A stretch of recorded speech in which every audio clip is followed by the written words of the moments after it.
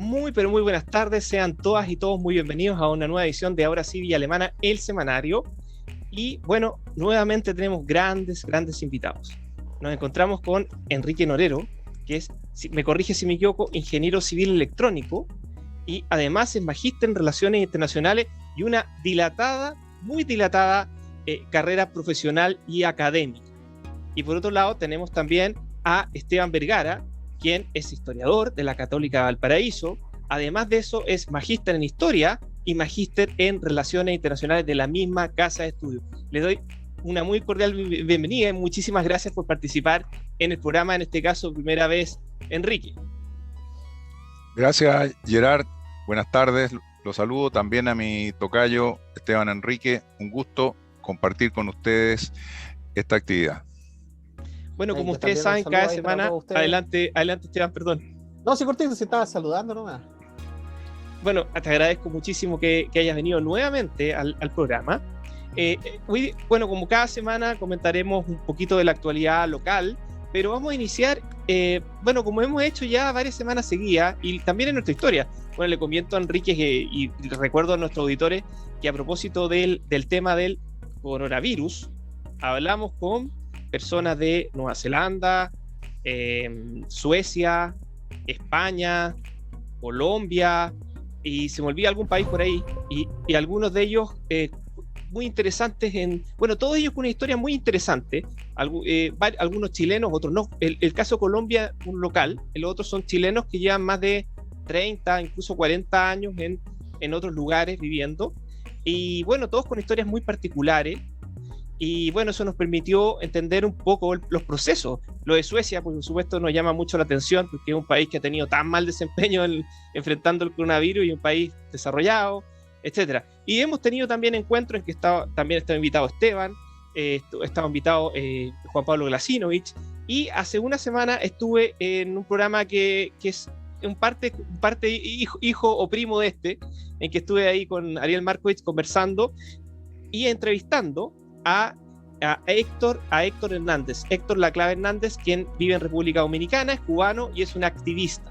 Y comentamos también este tema desde la perspectiva, desde su perspectiva particular, que tiene el corazón comprometido, una vida ahí, justamente el mismo día que estábamos haciendo el contacto, y ahí entramos con el tema que hacía el día de hoy, que es Cuba. Cuando estábamos haciendo el contacto, él acababa de llegar de una protesta frente a la ONU en República Dominicana.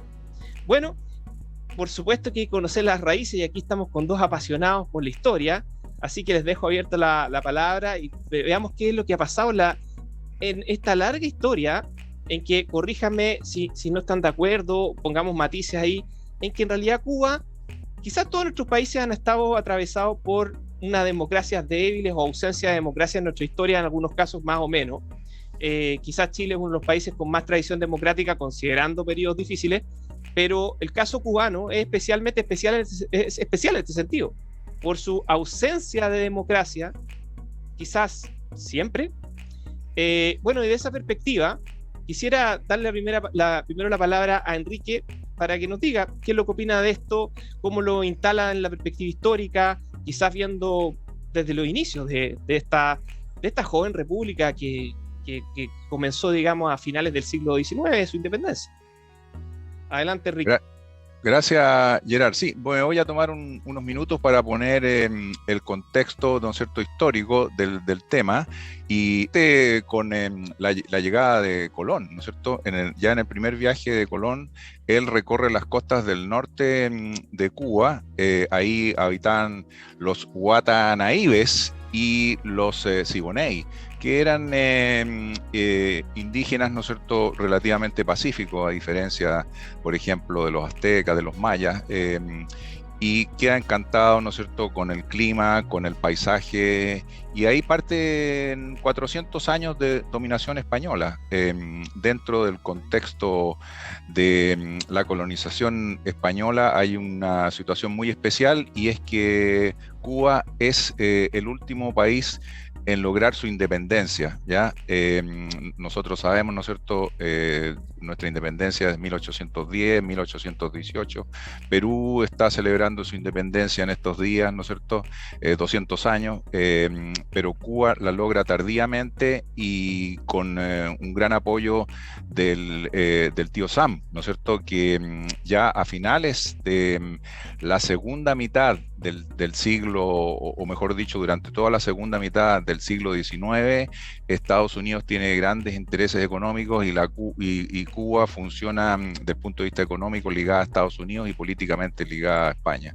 Entonces ahí viene la intervención norteamericana, es el periodo, ¿no es cierto?, donde los cubanos tienen a su gran Martí, ¿no es cierto?, un personaje destacadísimo en la historia de Cuba, escritor, ¿no es cierto?, historiador, soldado que desgraciadamente cae en batalla siendo muy joven. Y a finales del siglo XIX se consigue la tan ansiada libertad en una guerra que dura casi 50 años. Ahora ustedes dirán, ¿es la independencia de Cuba? No, en absoluto, porque Estados Unidos pasa a gobernar directamente Cuba durante varios años y el gobernador de Cuba o presidente, entre comillas, de Cuba es un norteamericano. Posteriormente, ¿no es cierto?, tenemos aproximadamente 60 años de una democracia a medias y que es manejada desde Washington. Entonces, esto termina con el gobierno de Batista, curiosamente un personaje que era sargento del ejército y que tiene un segundo periodo y final bastante sangriento. Hay una élite, ¿no es cierto?, que es la que se relaciona con Estados Unidos. Está el gran imperio azucarero, también hay exportación de ron, de tabaco, y como se llama, junto con la élite también hay una gran clase muy desposeída. Contra eso se rebelan los barbudos de Fidel Castro y tienen éxito, ¿no es cierto? Todos sabemos la historia bastante épica, ¿no es cierto?, de varios intentos y al final los barbudos llegan a Sierra Maestra y logran derrotar al gobierno de Batista. Fidel Castro es bienvenido por la mayor parte de la población, pero a poco andar, ¿no es cierto?, él muestra características socialistas y después marxistas, empezando con juicios sumarios, después, como se llama, las grandes compañías norteamericanas son estatizadas.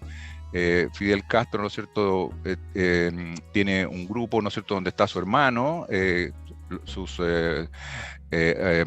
seguidores más cercanos, ¿no es cierto? Está también, por supuesto, el Che, está Hugo Mato, está Camilo Cienfuegos. Tuve la oportunidad de asistir a una charla de... fue traicionado, ¿no? Traicionado después. Fidel, digamos, fue generando un culto a la personalidad. Entonces cualquiera que tuviese alguna imagen potente, sí, no era muy bienvenido por él. Exacto. Yo tuve la oportunidad de ver una charla aquí en la Universidad de Santo Tomás, en Viña de Hugo Matos, donde él describe cómo este proceso que les acabo de contar, y él le dice a Fidel, yo renuncio. Entonces Fidel le dice, no, tú no puedes renunciar. Y a los meses insiste en la renuncia. Él era como una especie de intendente del sector de la provincia de Santiago de Cuba, y Fidel lo encarcela por 20 años. Bueno, después viene el periodo, como se llama, en que Fidel hace una alianza muy potente, es una relación win-to-win con la Unión Soviética, que termina el año 91, ¿no es cierto?, y empieza lo que llamamos el periodo especial. Como se llama, con esto termino esta parte de la intervención. Podemos ahondar más en algunos de los aspectos, pero yo creo que con eso, como se llama, dejamos en claro que Cuba nunca, desgraciadamente nunca, ha sido democrática, y el pueblo cubano, dominado primero por España, después por Estados Unidos, ¿no es cierto?, después por el Partido Comunista cubano, en alianza con la Unión Soviética. Después queda solamente el Partido Comunista cubano con algún apoyo de Venezuela que tuvo, pero que ya, ¿no es cierto?, es bastante escaso. Y así llegamos a la situación actual con complicaciones bastante fuertes por el lado económico. Esteban, respecto a este punto, ¿algo que agregar o te gustaría quizás entrar? Porque me parece interesante también describir el periodo especial, que también obviamente podemos ahí hacer después algunas analogías con respecto a la actualidad. No sé si te gustaría tomar ese último hilo o era algo más de lo que fue la historia un poquito más larga de Cuba. Mira, quiero volver a algo que habíamos conversado antes de que empezara la transmisión, que era con esta idea que yo les decía, que probablemente la gente que ha visto Los Vengadores Infinity War se va a reír cuando yo haga la frase, que es, bueno, ¿por qué Cuba? O sea, ¿por qué seguimos hablando de un régimen que tiene cuántos años ya? Estamos hablando de, ¿cuántos? 60 años, Más, un poquito sí, más, claro. 70 años, casi 70 años, ¿cierto? Vamos para los 70, entonces, ¿por qué todavía sí Cuba nos sigue imaginando? ¿Por qué sigue estando en el imaginario, ya sea en los sueños, en las pesadillas, ¿cierto?, de ciertos sectores políticos? ¿Por qué, por ejemplo, impactó tan fuerte, por ejemplo, el tema de Cuba en la campaña de las primarias? Que muchas bromas circularon ahí por redes sociales, así de que poco menos que Enrique Correa había conspirado para que precisamente saliera el tema de la crisis en Cuba justo cuando justo en la última semana de las elecciones primarias. Pues entonces, todas esas cosas... Pero fíjate que lo que más me llamó la atención fue no la posición, digamos, del Partido Comunista, sino que se puso en aprietos el candidato, porque el Partido Comunista, en vez de haber guardado un cierto silencio de una semana, si no era más que eso, inmediatamente mandó una declaración apoyando al gobierno cubano y al mismo tiempo acusando y recordando, o lo que uno quiera, digamos, el bloqueo, sin apuntar obviamente a una situación que era conflictiva, que era dolorosa y que era muy similar, análoga a lo que ocurre acá, o sea, gente marchando. Era lo que tenía que hacer, no podría haber hecho algo distinto. O sea, el ideal era que hubiese hecho algo distinto, porque eso habría demostrado novedad. Pero, o sea, silencio, porque mató al candidato. Pero que, o sea, guardar silencio es un cambio. O sea, básicamente no hubo ningún cambio. O sea, todo siguió como tenía que seguir, o por lo menos como en la mente de ellos tenía que seguir. O sea, entonces, de esa perspectiva podríamos decir que el Partido Comunista Chileno y también el régimen cubano está en una lógica del siglo XX. Lógico, y de hecho ahí yo soy muy seguidor de Mirko Macari cuando dice que acá las lógicas políticas, y eso lo podemos extrapolar no solo al caso chileno, sino que a la esfera mundial, la ruptura, el clivaje que se produce entre lo viejo y lo nuevo. Entonces, ¿quiénes son los que han perdido? Han perdido los que se han quedado anclados en las lógicas del siglo XX. ¿Quiénes son los que están avanzando y los que están cobrando fuerza? Y precisamente a lo que la gente apunta. La gente está apuntando precisamente hacia el futuro, ¿ya? Entonces, son elementos que hay que ir considerando. O sea, por ejemplo, el rol de la mujer, la ecología, el medio ambiente, el calentamiento global, o sea, cosas. Pero yo me he hecho la siguiente pregunta. De hecho, nos reíamos acá en la casa conversando. Bueno, y si cae Cuba, ¿qué va a pasar después? O sea, ¿a quién va a recurrir el Partido Comunista? ¿A quién va a recurrir la derecha o la extrema derecha acá en Chile, por ejemplo, para hacer su campaña política? Queda Corea del Norte y hay un tema más doloroso y más complejo que China, pero eso ya sería para conversar. Claro, pero ¿quién se va a ir a cuestionar los derechos humanos de China? Seamos realistas. O sea, pensando en un horizonte así político, lo que es el realismo político puro y duro. Cuando tú dices que China, ¿cuánto abarca del PIB de las exportaciones chilenas en términos de PIB? ¿Cuánto es? ¿Como un tercio?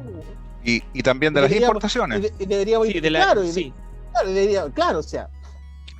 Oye, incluso más. Entonces, ahí tú te das cuenta que, bueno, ¿qué es lo que pasa? Y estamos con Sinovac, además. Además, y todavía Sinovac va a colocarnos un laboratorio. O sea, esperemos que eso se llegue a la práctica. Un laboratorio que están viendo si lo colocan en Antofagasta o en Santiago. Entonces, en el fondo, por eso es complicado. Mucho, obviamente la dependencia económica, y bueno, de hecho, en esa perspectiva muchos dicen que justamente el mercado hace que se suavicen las diferencias y que de alguna manera se adquieran libertades.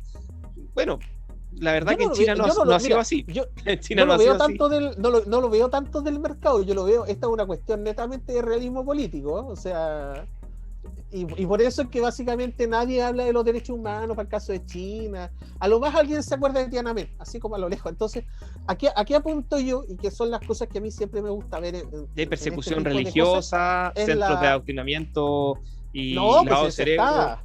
Si eso Gravísimo. nosotros lo sabemos, eso está. Hay una minoría musulmana que está siendo perseguida, el tema del Tíbet, pero fíjate que eso como que desaparece un poco. Bueno, aquí estamos para eso, para que se Sí, sepan por las eso. cosas y para comentarlas, porque nosotros lo sabemos, pero el público en general no está al tanto de muchas de estas cosas. Uno conversa con las personas, no tienen idea que están tomando a personas y la están metiendo en especies de cárceles, a veces por semanas, incluso meses, para que cambien su opinión y bueno, empiezan a adorar al único que pueden adorar, que es el partido, y olvidarse de Alá. Que la gente, y si tú le dices eso a la gente, ¿tú crees que la gente va a dejar de comprar, por ejemplo, en AliExpress?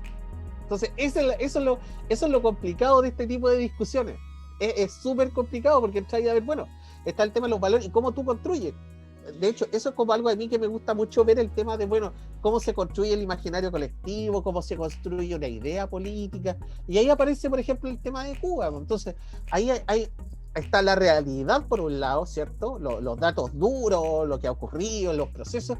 Y está por el otro lado el imaginario colectivo que ha sido ocupado por uno u otro sector político para sacar réditos de acuerdo a las circunstancias. Sí, estoy de acuerdo con eso, pero también hay que decir una cosa, o sea, considerar que guardar silencio en uno y otro caso, que es la opción que aquí no hemos tomado, porque estamos hablando de ambos temas, de una perspectiva de los derechos humanos, obviamente guardar silencio respecto a que ahora ya tenemos evidencia, incluso hasta reconocimiento tácito, de que hay cientos de detenidos por marchas pacíficas en Cuba, es un tema bastante grave, ¿no? ¿No, Enrique? ¿Qué opinas tú al respecto? Mira, por supuesto, pero yo voy a hacer un comentario primero y después voy a responderte. En este tema de las revoluciones, ¿no es cierto? Y la revolución cubana es una de las que ha existido en el mundo. Hay un tema de gatopardismo. ¿En qué sentido? Mira, vino la Revolución Francesa, ¿no es cierto? Durante varios años los revolucionarios se tomaron el poder y en Francia hubo un periodo de una inestabilidad tremenda hasta que apareció Napoleón. Y Napoleón, ¿no es cierto?, se hizo emperador, o sea, de reyes, fíjate, pasamos a emperadores, ¿ya? Después tenemos el caso, por ejemplo, de la Revolución Rusa, donde teníamos zares, ¿ya? Y un régimen bastante cruento. Y terminamos con Stalin, ¿no es cierto?, el tirano por antonomasia, ¿ya? Después, en el caso de la Revolución China, teníamos emperadores y terminamos también con Mao, ¿ya? Que era prácticamente un verdadero emperador. Entonces, ahora, fíjate, en estos casos, ¿cómo salir? Porque voy a expresar luego un pensamiento que tengo con respecto a la solución para el caso cubano. En el caso de la Revolución Francesa, ya lo dijimos, fue, ¿cómo se llama? Napoleón, que sacó a alguien de adentro. Él había sido contratado por los revolucionarios para ponerse al frente del ejército porque Francia está amenazada por las potencias, por el resto de las potencias europeas, y miren lo que pasó. Después, en el caso de Rusia, vino Gorbachev, y todos sabemos lo que pasó. En el caso de China, ¿ya? Vino Deng Xiaoping y hizo grandes transformaciones en el lado económico, no tanto en el lado político. Y China es una potencia por todos lados, es potencia política, potencia económica, militar. Lo que sobran en China en este momento son dólares, y eso es lo más sensible para Cuba en este momento. Tiene un problema tremendo, ¿no es cierto?, en una economía global como la que tenemos ahora, ¿no es cierto? Cuba tiene muy pocos dólares, y entonces eso hace que, y no produce, ¿no es cierto?, todos los elementos y todos los productos necesarios para tener un pueblo con un bienestar relativamente el 70% bueno. de los alimentos los importa Cuba, el 70% de los alimentos. Así y por es. ejemplo, de carne, lo que ven más ellos de vez en cuando es pollo, y ese pollo es norteamericano, por si acaso. Bueno, el tema del bloqueo, sí, es a media, ojo, tiene más hoyos Sí, entonces, alimentos, el tema de las medicinas, se pueden importar. Por qué no pueden adquirir medicinas los cubanos? Porque las empresas no les quieren vender porque no pagan. eh, Ese es el entonces problema. en el caso No es el cubano, bloqueo, es un tema económico. ellos tuvieron un pequeño tinte, le hicieron un guiño a Deng Xiaoping que le hizo Raúl Castro, pero ¿cómo se llama?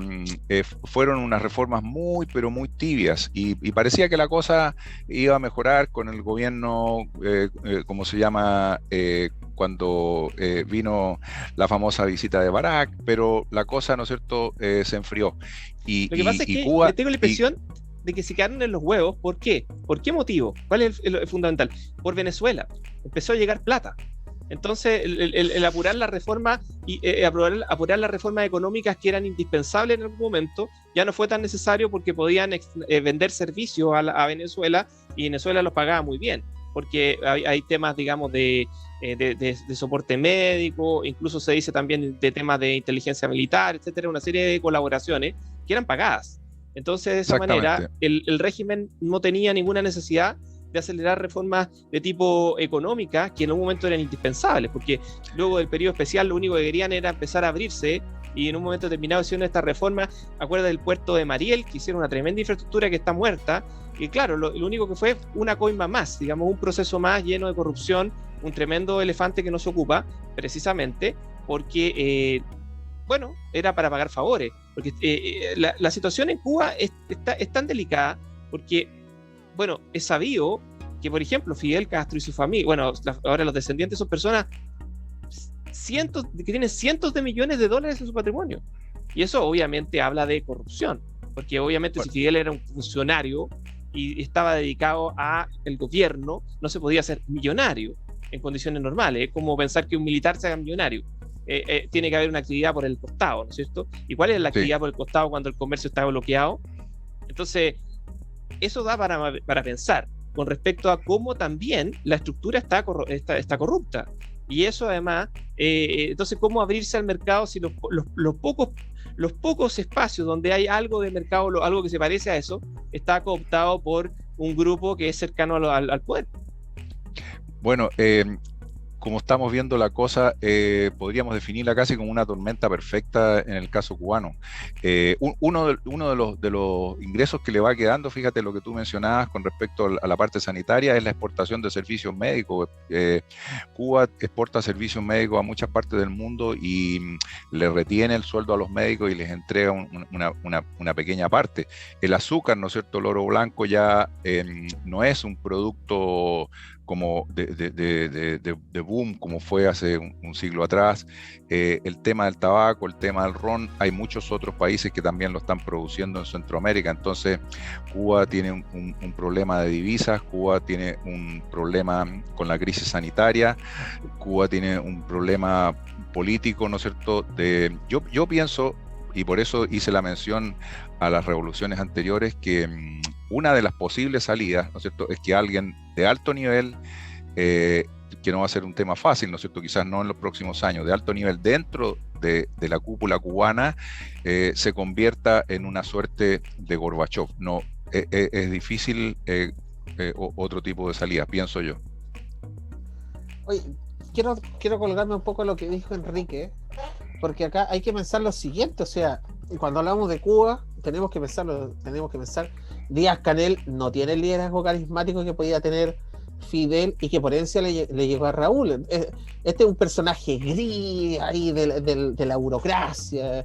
Entonces hay que pensar que por ese lado, y de hecho piensen ustedes lo que pasó con Gorbachov. Gorbachov tampoco era un liderazgo carismático, también era la eminencia, era parte de esta eminencia gris, o por ejemplo Egon Krenz en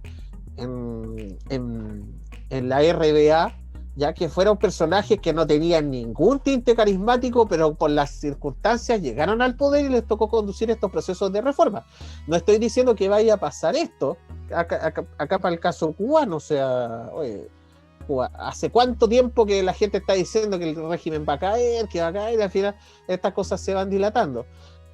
Pero por un lado hay que considerar eso, por otro lado hay que considerar lo siguiente. Acuérdense que Gorbachov, las reformas no eran para liberalizar para liberalizar la Unión Soviética, eran simplemente para que el sistema se pudiese mantener en un cierto nivel de tolerancia, y al final el proceso se le fue de las manos y se desplomó, que es lo que yo creo que podría ocurrir con Cuba.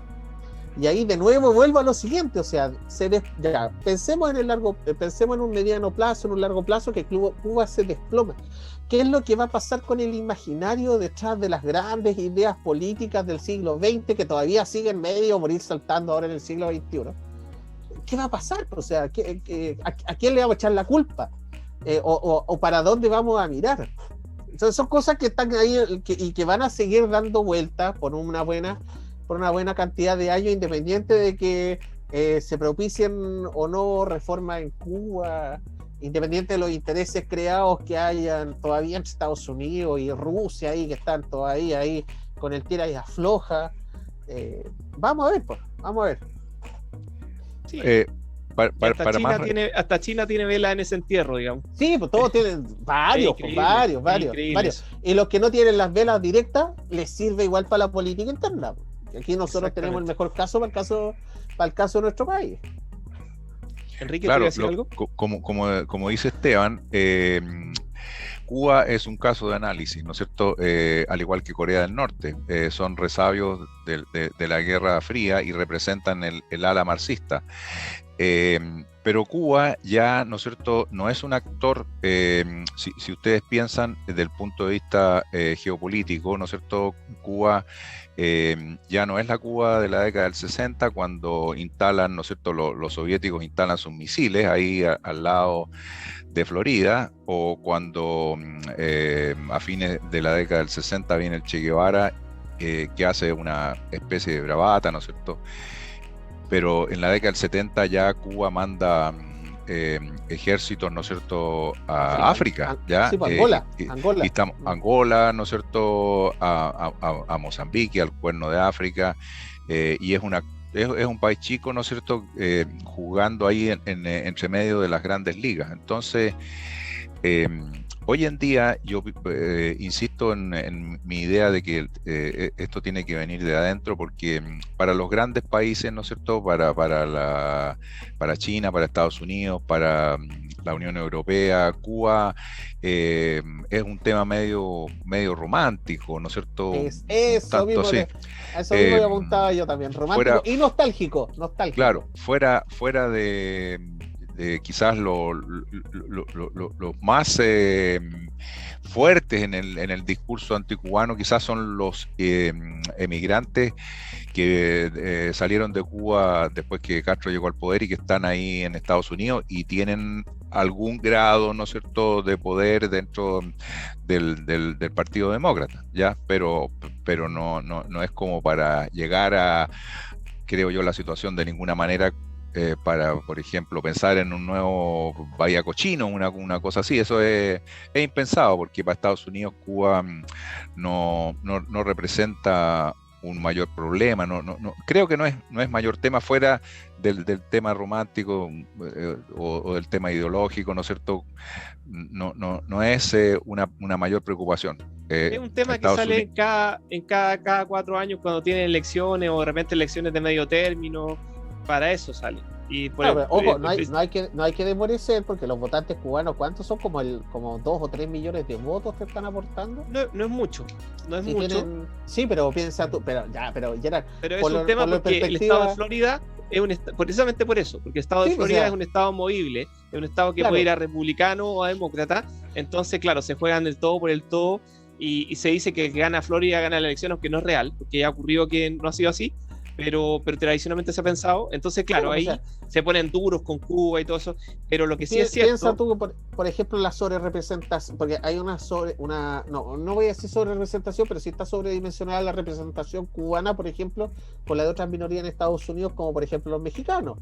Y hay que pensar que la última elección, si bien es un sistema indirecto, la diferencia de voto era muy chiquita. Entonces, claro, una minoría que vota, ¿cierto?, de manera consistente, te puede dar vuelta a una elección. Así es, por eso se preocupan en estos periodos, digamos, elecciones de medio término y elección presidencial. O sea, cada 2 años el tema sale más fuerte. Y por otro lado, bueno, también ha sido, de algún modo u otro, también ha permitido reafirmar una posición en algunos casos. Por ejemplo, el caso de Donald Trump era porque, claro, como Estados Unidos está debilitado y ellos entienden el tema cubano, así como el mexicano, lo entienden más que en la dimensión internacional, lo entienden como un tema local. Lo entienden como un tema con sus comunidades. Si se quiere, hay una clasificación, es un tema para ellos interméstico. Tiene connotaciones internacionales y locales a la vez. Entonces es un poco diferente, pero por eso mismo, un presidente de un corte más o menos nacionalista, bueno, está la idea de America First. Entonces en ese tiempo estaba eso. Ahora... A todo esto, America First no es una idea nueva tampoco, o sea, eso viene de Lindbergh con el año 40-41, así sí, que... no, es simplemente un revival de una idea que claro. siempre ha estado esta idea de si Estados Unidos se aísla, incluso podríamos ir antes por la doctrina Monroe. O sea, siempre ha estado esta idea, si nos vamos para adentro, nos preocupamos de nuestro propio asunto y de nuestro patio trasero, Latinoamérica, o nos preocupamos de lo que pasa en el mundo y el rol que vamos a tener ahí.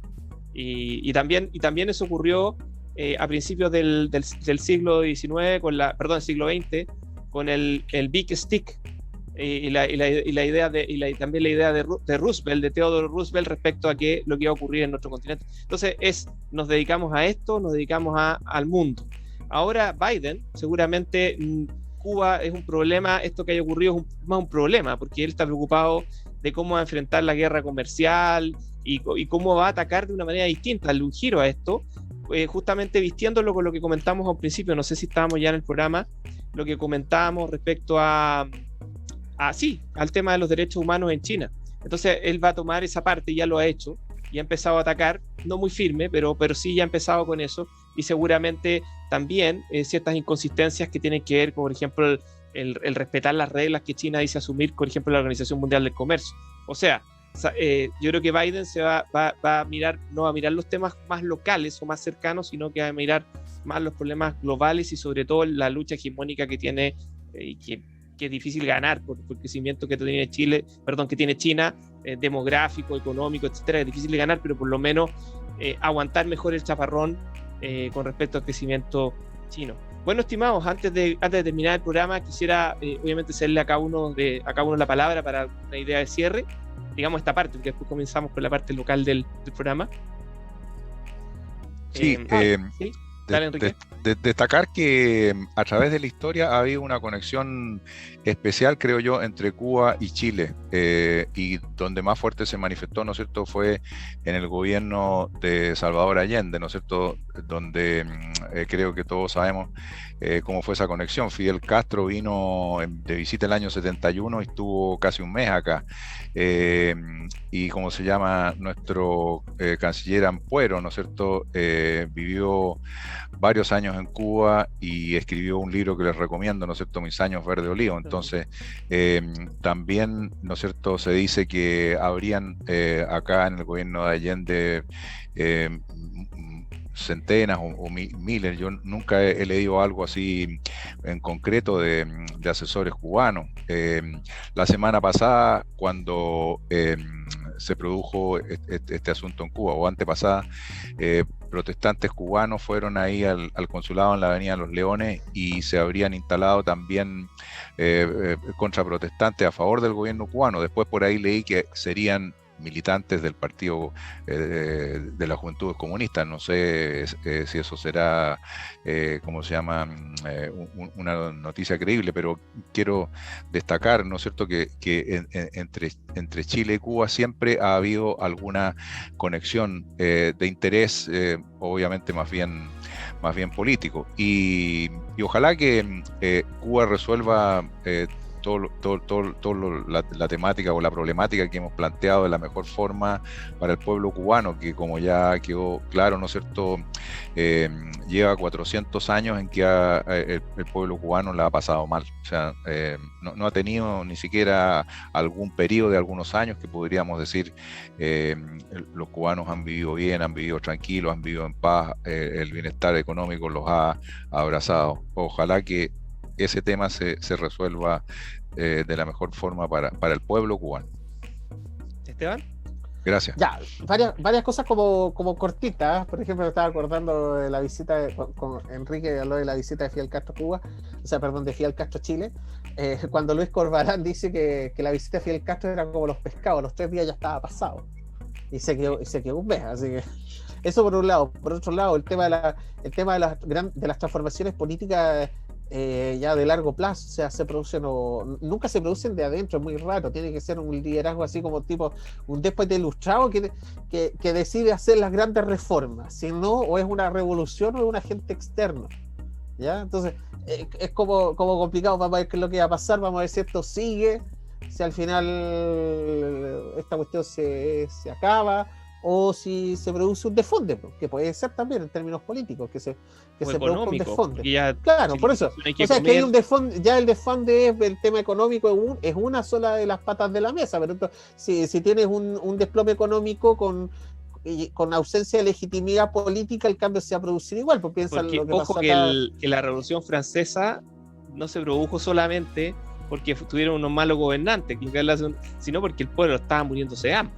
O sea, sí, pues era una tremenda deuda, estaba la guerra de los 7 años, o sea, era una larga cantidad de hechos concatenados. La Unión Soviética, que nombraron antes, también estaba quebrada, la Unión Soviética. Ya no había aguantado la guerra de las galaxias con la lucha, digamos, misilística con Estados Unidos, había puesto toda la ficha ahí, estaban quebrados. Sí, por eso la reforma, la perestroika... Pero, por ejemplo, ándate más atrás con respecto a Rusia y ve cómo se produce también qué es lo que produce la Revolución Rusa.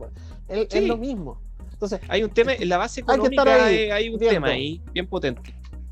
Y sí, con lo otro, con respecto a lo último que estábamos conversando, el tema de las potencias hegemónicas, bueno, aquí el tema del siguiente, o sea, si nosotros hemos visto las grandes transformaciones políticas y económicas de la historia universal, cuando se ha producido el ascenso de la potencia hegemónica, ese ascenso siempre ha ido de la mano con una suerte de alianza entre el poder ascendente y el poder decadente. Entonces el enfrentamiento que puede haber entre Estados Unidos y China, yo no lo veo tan probable. Algo de acuerdo va a surgir ahí y al final esta cuestión va a seguir con respecto a ese otro tema ya. Sí, claro, pero ahí me estoy pasando ya a otro tema que podríamos conversarlo en otra oportunidad. Sí, por supuesto. Bueno, podría ser tema para otra conversación, pero claro, por supuesto, concuerdo con desde ya los invito, por supuesto, a que nos juntemos, qué sé yo, en un par de semanas más, no tengo idea, cuando tengan la disposición, el tiempo, qué sé yo, nos juntamos a conversar estos gratos temas que nos apasionan, además que compartimos la misma alma mater, digamos, en relaciones internacionales, la Católica de Valparaíso. Enrique, ¿tú querías decir algo más para cerrar? Sí, bueno, en el caso podría ser un tema, como dice Esteban, las relaciones entre Estados Unidos y China, que como se llama, se muestran los dientes, pero no se pegan, ¿ah? O sea, yo creo que va a ser una cosa parecida a lo que pasó entre Estados Unidos y la Unión Soviética, pero más que nada en el ámbito económico, que es el fuerte, ¿no es cierto?, de China, y da para, creo yo, una conversación muy interesante. Bueno, les agradezco muchísimo la participación en el programa y ahora, amigas y amigos, comenzamos la parte local. Que les vaya muy bien. Un gran abrazo, Esteban. Enrique, estén muy bien. Chao, Gerard. Chao, Esteban. Un gusto. Chao, nos vemos. Que estén bien. Chao, chao. Bueno, amigos, amigas, denme un segundo. Hay un tema técnico que tengo que resolver. Un interesante análisis. Voy a conectar acá. Interesante análisis. Muy, como se dieron cuenta, gran información, gran conocimiento, grandes profesionales. Vamos a pasar a comentar algunas noticias locales, justamente que están en la prensa de la última semana. No vamos a profundizar porque ya, bueno, nos quedamos pegados en este tema del análisis internacional tan contingente con lo que está ocurriendo en Cuba y lo que pueda pasar en Estados Unidos. Bueno, hay una noticia que ha conmocionado evidentemente a nuestra comuna y ha sido desgraciadamente una noticia de carácter nacional.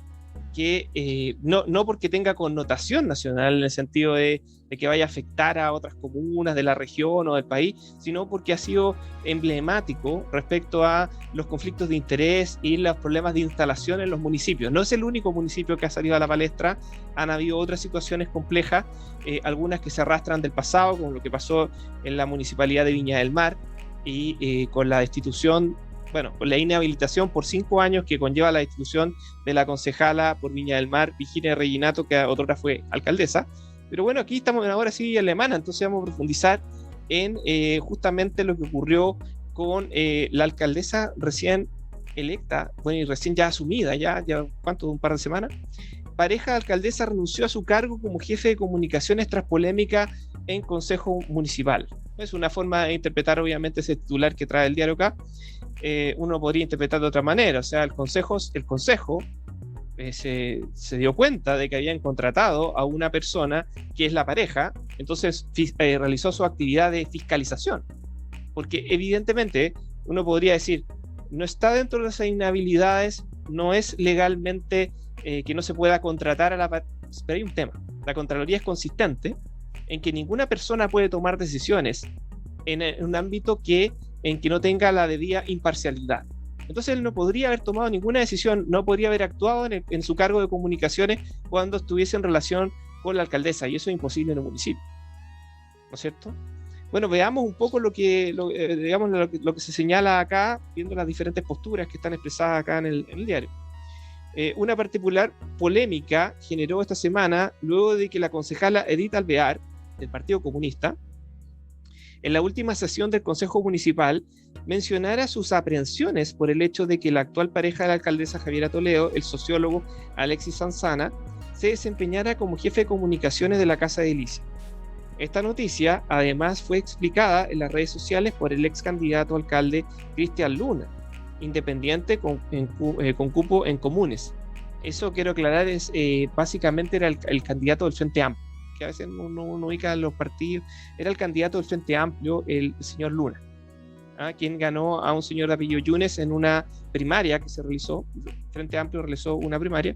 Bueno, y a la postre este candidato Cristian Luna, quien ganó esa primaria, perdió con Javiera Toledo. Bueno, y así continúan los comentarios en la misma línea.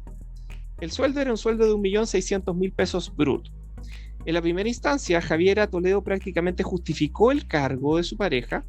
¿Qué es lo que señaló? Puede que sea un tema sabroso para el ejercicio de la política tradicional, pero para el equipo y en especial para mí no. Alexis Sanzana, además de mi pareja, fue mi jefe de campaña en 2017 y ha estado a cargo de las comunicaciones de la campaña a la alcaldía desde hace más de 2 años. Hemos trabajado políticamente juntos desde hace mucho tiempo, agregó. Por tanto, desde mi propia convicción y desde mi implementación del programa en el municipio, su presencia es fundamental, tal como la de otras personas que entraron conmigo en las distintas direcciones y gabinetes. O sea, bueno, sí es cierto que se puede contratar personal de confianza, pero como había dicho, hay un claro conflicto de interés. No puede una persona ser la pareja de alguien y básicamente estar tomando decisiones en la labor que tienen que, más allá de obviamente esta cercanía con la alcaldesa o el alcalde que exista de turno, trabaja para la municipalidad. Pero aquí, claro, hay un conflicto, puede haber conflicto de interés, y por eso mismo era propio que se tomara una decisión como la que finalmente, sanamente creo yo, tomó la alcaldesa. ¿Qué es lo que dijo finalmente? No queremos perder su confianza, refiriéndose a la gente, a la población de Villa Alemana. Sabemos que esto de la política es así, un poco duro. A veces tomamos decisiones que a algunos les pueden parecer y a otros no. No obstante, siempre queremos hacer las cosas de mejor manera. Espero que sea así, estoy de acuerdo con ella, en el sentido de que hay que dar vuelta a la página, seguir adelante. Acaba de comenzar su mandato. Y bueno, si esto se puede interpretar perfectamente como una falta de probidad, pero evidentemente convengamos que puede haber sido un grave error, que no se vuelva a repetir. Eso es lo que desde aquí nomás decimos, que no se vuelva a repetir, que eso es lo fundamental. Bueno, también, volviendo a un tema local que hemos comentado en muchas ocasiones y que es muy importante para nuestra comuna, dice Villa Alemana, otro diario local, señala: más de 50 familias viven soportando malos olores desde hace más de 4 años. Esto no es nuevo. Vamos a ver qué sector es justamente, pero no es el único. ¿Se acuerdan ustedes cuando mencionamos Puerto Marino 4 y otros lugares más que hemos comentado donde hay problemas con las aguas servidas? También el sector sur hay algunos lugares donde corren las aguas servidas al atajo abierto, digamos, riachuelos, digamos, que no están canalizados, esa es la palabra, no están canalizados. Eso ocurre. Hay aguas estancadas en diversos lugares. Y acá, bueno, los malos olores. Dice: vecinas y vecinos de la Junta de Vecinos Libertad de Villa Alemana se reunieron, aquí en el caso con una diputada, ¿no es cierto? Porque dice que son 4 años que están viviendo esta situación. Y dice que también que se han acercado a la Seremi de Salud y a ESVAL para tratar de encontrar una solución, y hasta el momento no lo han conseguido. Gloria Torres, presidenta de la Junta de Vecinos Libertad de la Población Vicente Martínez, asegura que son más de 300 personas las que deben convivir a diario y permanente con esta incómoda situación. Es el mal olor, señala, es el mal olor, perdón, el que existe en el estero. Queremos saber realmente de dónde se origina y que nos den una solución. Llevo peleando para que esto solucione este problema al menos 4 años. Esto afecta a unas 50 familias y en el verano es mucha más gente porque la población aquí es de más de 300 personas. Estoy muy agradecida de que hayan venido a acompañarnos en esta oportunidad. Bueno, evidentemente es una situación compleja a la cual debe ser atendida. Y bueno, estas noticias queríamos compartir porque, bueno, estuve revisando obviamente completo ambos diarios. Y claro, hay información, por ejemplo, que hemos comentado en semanas anteriores del trabajo que se está proponiendo en Quilpué de mejorar la educación a través de implementación, los computadores, también ahora infraestructura, también están pensando en el área de salud municipal, desarrollar, etcétera. Son temas que hemos comentado. Y lo otro, hay mucha crónica roja, como es habitual en los diarios locales. Y también se destaca, se lo quiero comentar, algunas obras de arquitectura, y está en la portada de uno de los diarios, de preservación de palmeras. Entonces queda aquí un colegio, la Escuela Cataluña, se lo deben conocer, de Peña Blanca, en que justamente hicieron un sacado en el techo bastante grande, visible, muy visible, para preservar la palmera. Bueno, estimados, esta fue una nueva edición de Ahora sí Villa Alemana, el semanario. Espero que les haya gustado. Esto se hace con mucho cariño, por el solo amor al arte, por compartir con ustedes una iniciativa que ya ha cumplido más o menos 10 meses, más o menos, ¿sí? Por ahí. Si no 11 ya. Hemos tenido diversos panelistas y vamos a continuar. Ya hablamos ahí con Esteban, con Enrique, podemos tener de nuevo a Juan Pablo. Son todos grandes profesionales con estudios de posgrado. Hemos estado también aquí con Arnaldo Arancilla, ¿no es cierto? También con estudios de posgrado en el exterior. Hemos tenido personas, grandes dirigentes vecinales como Pablo Embry. Ha sido un espacio también cuando tuvimos el programa Amigo, una mano a representante del comedor, una mano de ayuda, ¿no es cierto?, a Mónica Sánchez, el programa Amigos que teníamos hace un tiempo. También las entrevistas que realizamos junto a Ariel Markovich, en otro programa que desarrollamos también más o menos al mismo tiempo. Aprovecho de saludar a todos estos grandes amigos, agradecerles este esfuerzo que ahora está recogido en este canal de YouTube, para los que van a ver después un rato más esta emisión, y por supuesto en vivo por Facebook casi cada semana. No estuve la semana pasada porque realmente fui vocal de mesa. Sí, fui vocal de mesa y quedé muy cansado, pese que terminamos relativamente temprano.